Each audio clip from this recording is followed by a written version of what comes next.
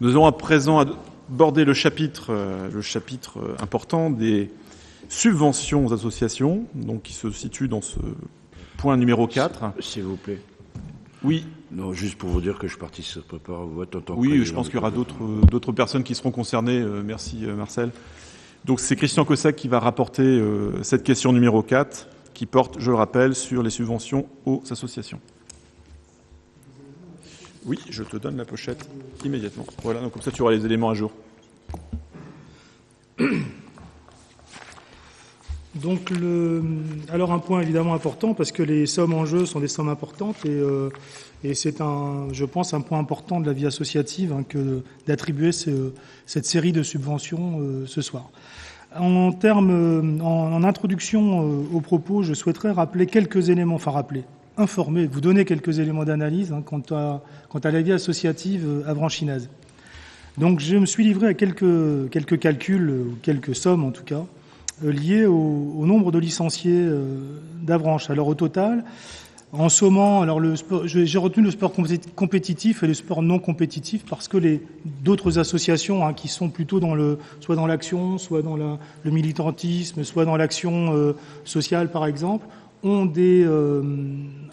peut finalement de licenciés, mais on mène des actions. Donc ici, moi, j'ai retenu volontairement les sports, d'une manière générale. Alors pour information, on a à Avranches, c'est la somme minimale, c'est le nombre minimal, parce qu'il y en a sans doute quelques-unes que j'aurais pu oublier, ou des infos qui manquaient dans les demandes de subvention. En tout cas, on a à Avranches 5021 licenciés au total, en sommant le sport compétitif et le sport loisir. 5021, alors évidemment, on n'a pas que des licenciés domiciliés à Avranches. Et parmi les Avranchinais, ça j'ai du déclaratif, c'est ce que les associations fournissent dans leurs demandes de subvention, des licenciés avranchinais, il y en a quasiment 2000, 1917 exactement. Donc encore une fois, c'est très légèrement probablement sous-estimé cet effectif-là, mais on est quasiment à 2000 licenciés. Ça veut dire qu'on a quasiment 25% de la population d'Avranches qui est licenciée dans un club sportif. Donc évidemment, il y en a qui peuvent cumuler, qui peuvent avoir une licence dans le sport, une autre licence dans un autre sport, et donc cumuler. Mais globalement, en tout cas, on peut estimer autour de 20% probablement des habitants avranchinais licenciés dans les associations domiciliées à Avranches. Les femmes représentent 1900 licenciés. Donc également, c'est un chiffre. Alors là, c'est pas spécifiquement les avranchinaises, mais les femmes licenciées représentent 1900 personnes. Donc, ce qui représente aussi un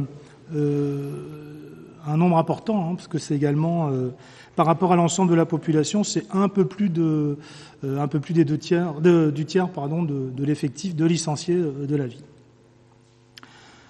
Alors, une info qui est toujours intéressante pour nous en termes de subventions et qui est souvent évoquée, qui est évoquée dans les commissions, vie associative et sport, c'est quelle est la part, alors je vous ai donné 1917 avranchinais, qui représente 37% des licenciés au total des associations domiciliées à Avranches. Donc 37%, avec 35% sur le sport compétitif, 39% sur le sport loisir.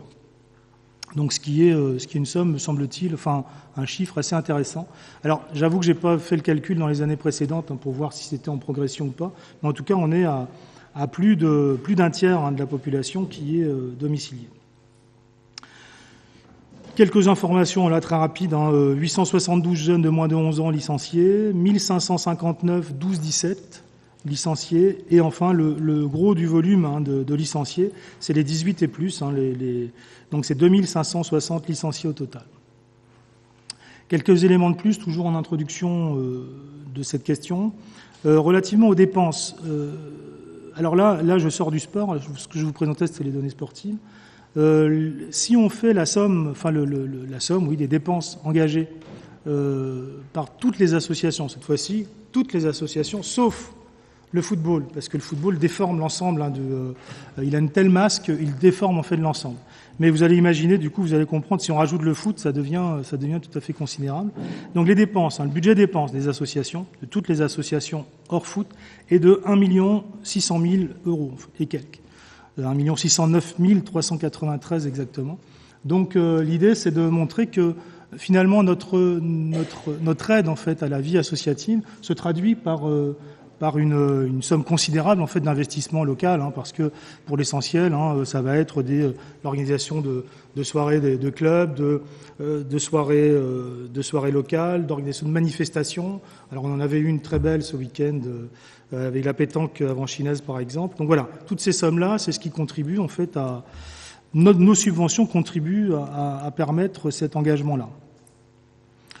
À l'estime également, parce que là c'est difficile, je n'ai pas les données très précises, mais à l'estime, on a à peu près, toujours hors football, parce qu'évidemment, eux, ils ont plus de 30 salariés, alors pas tous à temps plein, mais hors football, on a une vingtaine d'emplois dans les associations avranchinaises.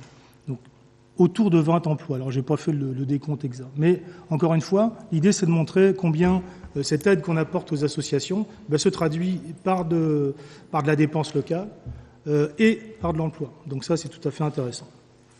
Donc voilà, quelques mots introductifs sur la question. Pour le reste, donc la commission vie associative et sport s'est réunie. La commission des finances ensuite a examiné ce qui est présenté ici. Et alors, je ne vais pas détailler, évidemment, on ne va pas prendre ligne par ligne. En revanche, tout le monde a le tableau sous les yeux. Donc, si vous avez des questions relatives à des lignes ou d'autres activités, eh bien, je suis à votre écoute. Je sais que vous aviez donné l'explication lors de la commission des finances. Est-ce que vous pouvez me rappeler la Polynormande, oui, qui était à 9 000, qui est passé à 5 000, et puis j'ai vu également, bien sûr, qu'il y a Vélocité qui a augmenté par rapport. Voilà. Donc il y avait une explication.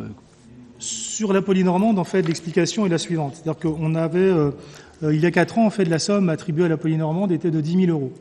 Et on s'apercevait que, en fonction des territoires, en fait, sur lesquels les activités étaient menées, eh bien, les sommes étaient un peu différentes.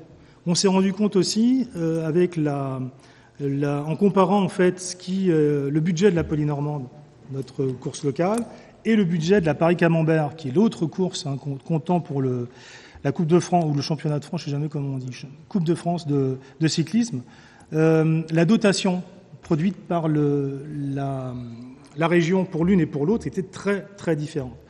Il me semble que la région pour la Polynormande doit verser 15 000 €. Et pour la Paris-Camembert, c'est 60 ou 65 000 €, David, 65, je crois. Et donc l'idée, c'est de travailler avec la Polynormande pour essayer de faire en sorte que ce budget soit un peu rééquilibré.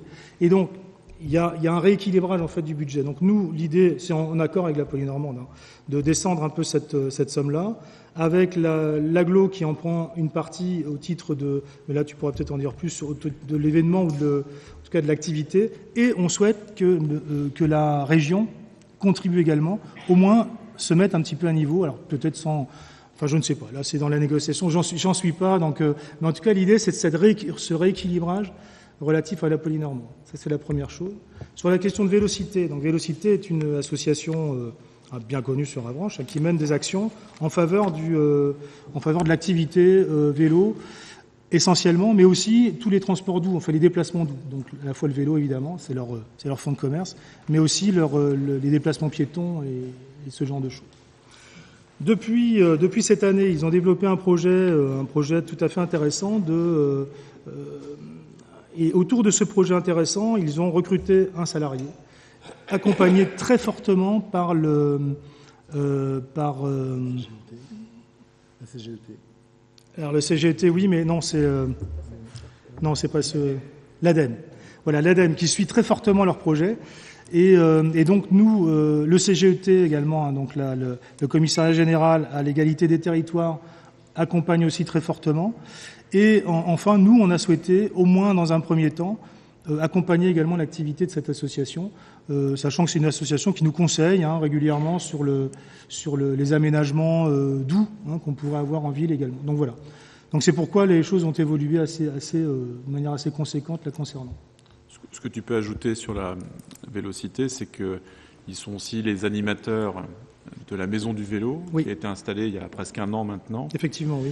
Et que cette Maison du Vélo, qui est située dans les locaux de la ancienne ferme de la Turfaudière, prend une dimension sociale particulièrement forte, en animant donc non seulement le quartier de la Turfaudière, mais bien au-delà, et même à l'extérieur de la commune d'Avranches, différents temps autour de la remise en état sommaire d'un vélo. Alors il ne s'agit pas d'aller se mettre en concurrence avec les marchands et les réparateurs de cycles locaux, loin s'en faut, mais simplement de réhabituer les gens à entretenir leur vélo à minima pour continuer à pratiquer la bicyclette, notamment dans le cadre de déplacements en ville. Donc il y a vraiment cette démarche pédagogique forte autour de la pratique de la bicyclette qui mérite d'être encouragée.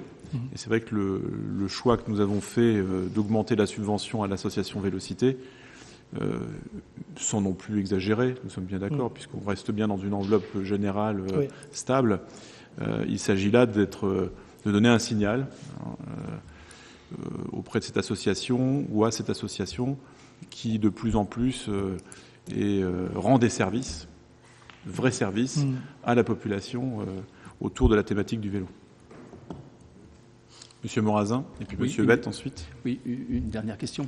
On avait abordé également pendant la commission des finances, Monsieur Cassec, que la somme à peu près était de 295 000, 290 000 validés au niveau des différentes associations. Oui. Il restait un peu de financement et vous aviez prévu de nous mettre en marge les sommes ou les dossiers qui n'étaient pas totalement finalisés. Mais j'ai l'impression... Pas pour la délibération, non. Mais on avait, en commission des finances, vous aviez de l'information.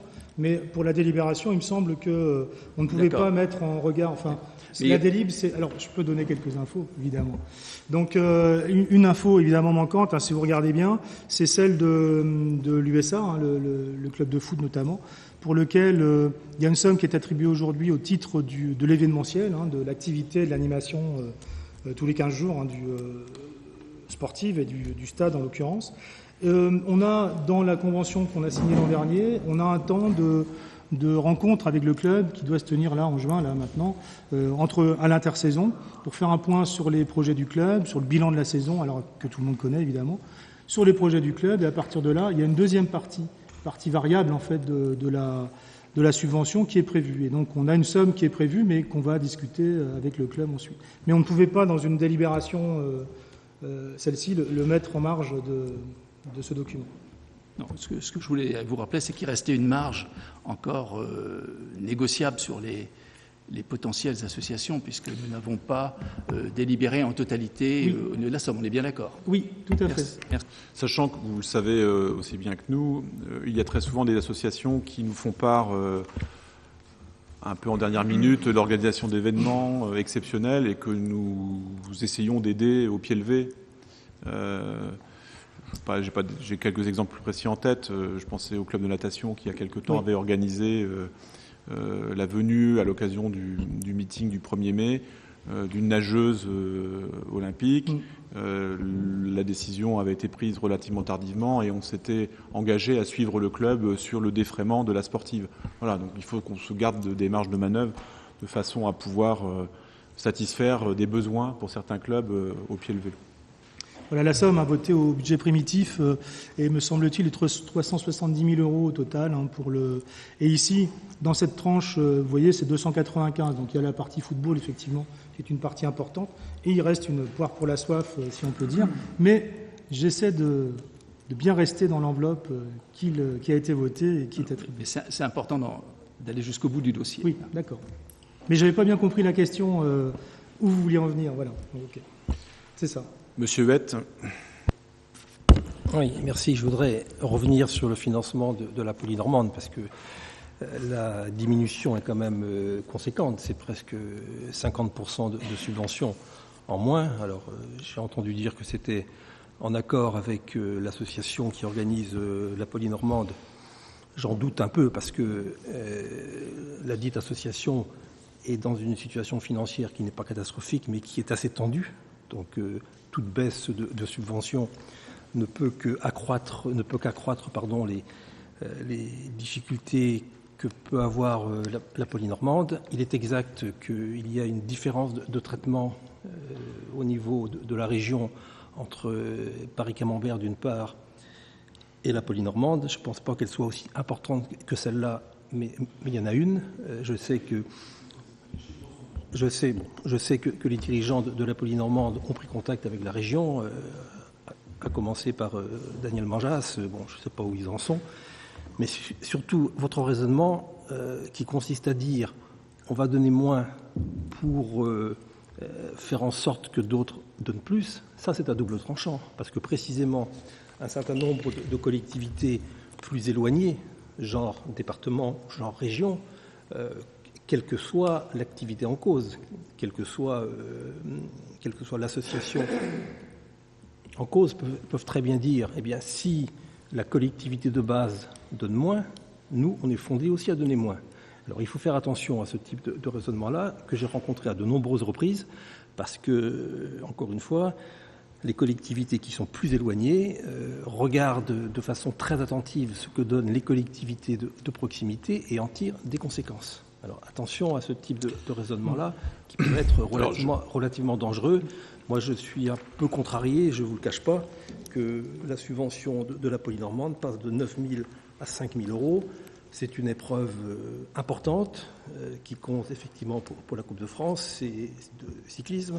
C'est une épreuve qui est très populaire et j'avoue que je suis un peu gêné par cette baisse importante de subventions. Alors, Monsieur Vette, parce que vous n'avez pas tous les éléments, je vais vous les donner. En fait, on a retravaillé depuis plusieurs mois avec le président Didier Gallard, président de l'association, avec les élus concernés de la communauté d'agglomération que vous connaissez bien, donc Gilbert Badiou, Éric Goupil, Jackie Bouvet, bien évidemment. Donc, nous nous sommes rencontrés à plusieurs reprises et nous avons procédé à une remise à niveau des subventions données par les communes, de façon à ce qu'on soit dans un calcul équitable et avec une augmentation de la part de la communauté d'agglomération.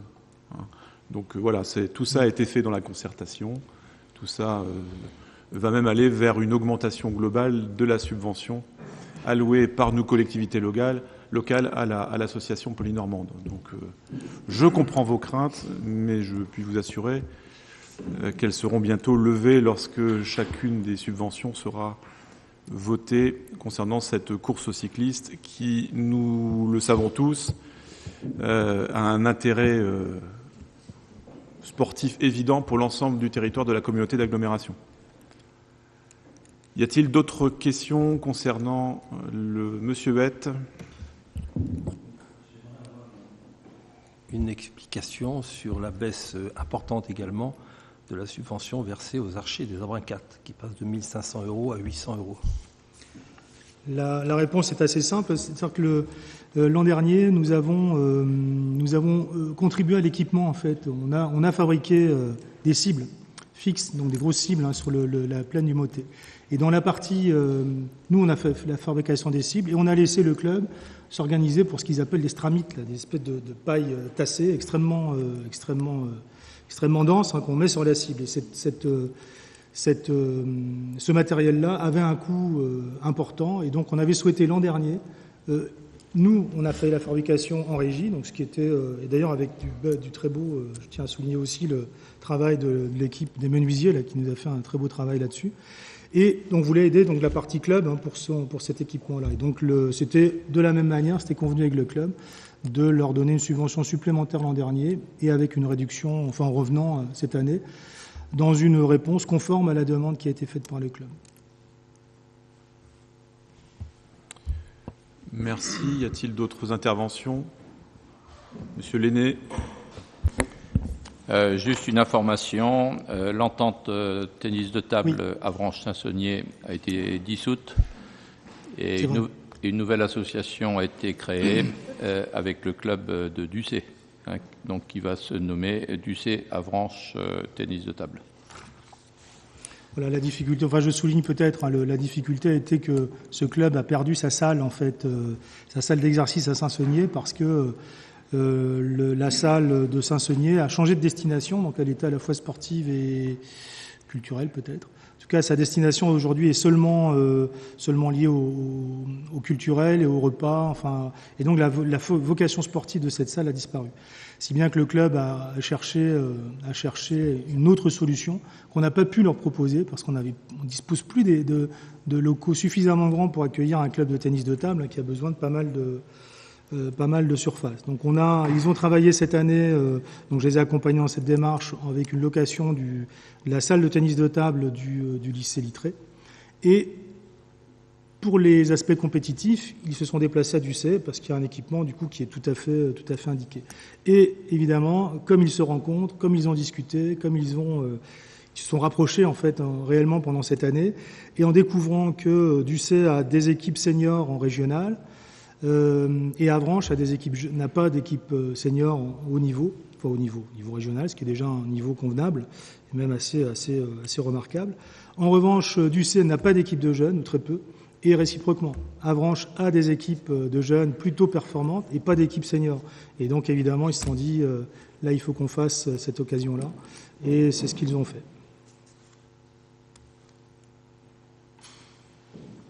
Bien, merci. Y a-t-il d'autres... Madame Leroy. Oui, par rapport au PLA sport, je vois qu'il y a une diminution de 2 000 €. Oui. Et je retrouve PLA politique de la ville, c'est bien aussi le même... Oui, c'est ça. Alors, vous pouvez expliquer pourquoi il y a eu un... Oui.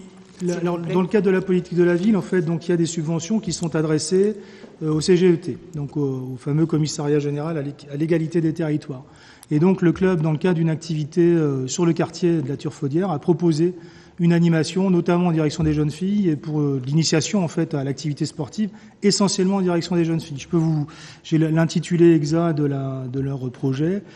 C'est donc développement sur le QPV de l'activité handball, promotion de l'Euro 2018 de handball féminin, donc parce qu'il a lieu à la fin de cette année civile, en décembre, avec donc une organisation d'activités, de développement, d'initiation, qui s'achèvera par une traversée vers l'île de Tatillou avec l'ensemble des clubs et l'ensemble des jeunes, en tout cas du quartier, qui ont participé évidemment, et des activités handball sous forme de stage. Donc le club a déposé cette demande et le CGET a répondu favorablement, donc sur une subvention qui n'apparaît pas ici, mais qui est de 2 500 €.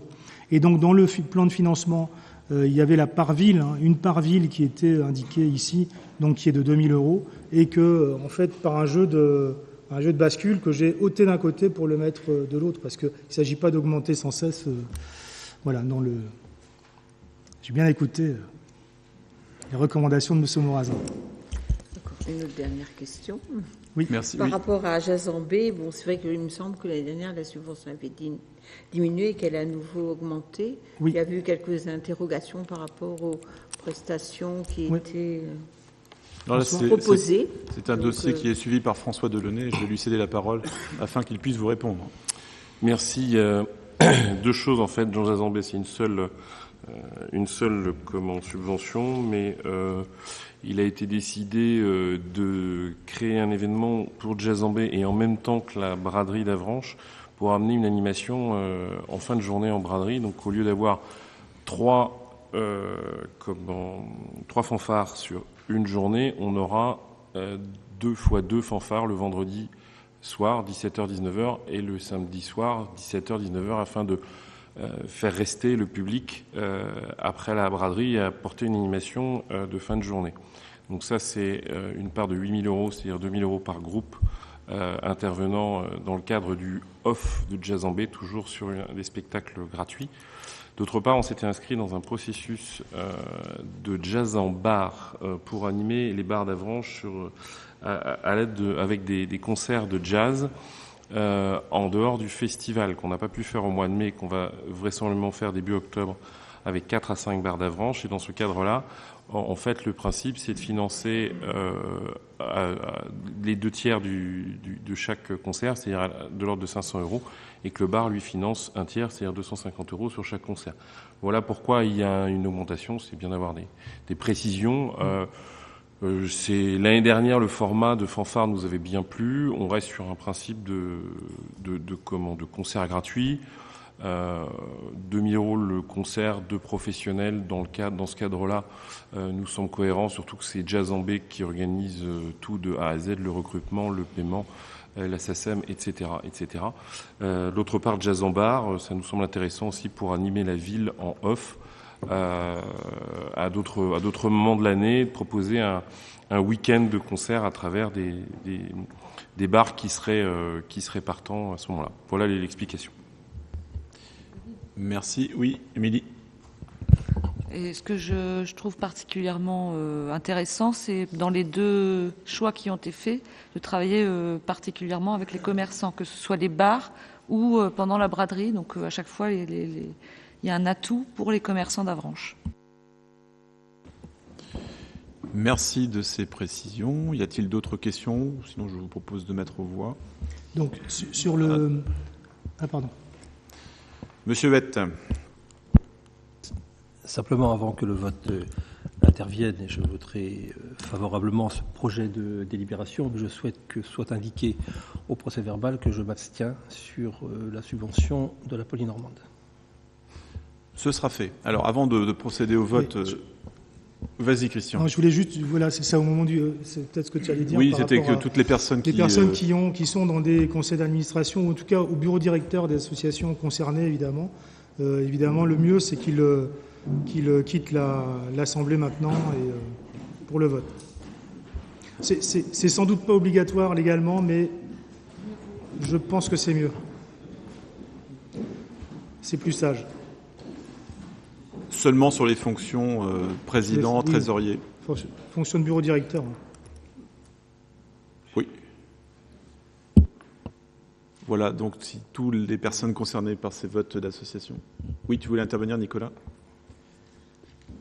Oui, très brièvement, je vais m'abstenir sur ce vote parce qu'une subvention, donc on en a parlé tous collectivement, m'interpelle, et j'aurai l'occasion de le dire à la question suivante, la subvention pour le festival Via Eterna. Donc pour être cohérent, je ne peux pas voter pour ce budget global des associations, sachant que je ne suis pas pour la subvention que nous allons étudier juste après. Merci de cette précision. Donc je mets aux voix cette question numéro 4, donc avec ce tableau qui vous avait été présenté, sur lequel nous avons débattu. Donc y a-t-il des votes contre? Donc, je n'en vois pas. Des abstentions? Donc une abstention, celle de Nicolas Ferreira. Et donc nous avons la majorité qui nous permet d'adopter cette question numéro 4. Et nous allons pouvoir rappeler nos collègues qui étaient sortis.